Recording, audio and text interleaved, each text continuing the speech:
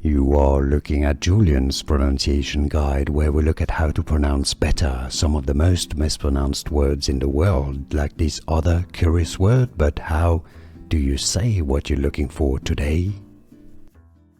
Let's learn once and for all how to pronounce this surname that is quite confusing, or at least it confuses a lot of people. It's from Irish origin, which is probably why the spelling is a bit confusing. Donoghue, if you want to learn more confusing Irish, stay tuned. Absolutely. Donoghue, right? There's no G in the pronunciation, so just remove the G. It makes it a bit more obvious. Donoghue is how to pronounce it. English pronunciation, Donoghue.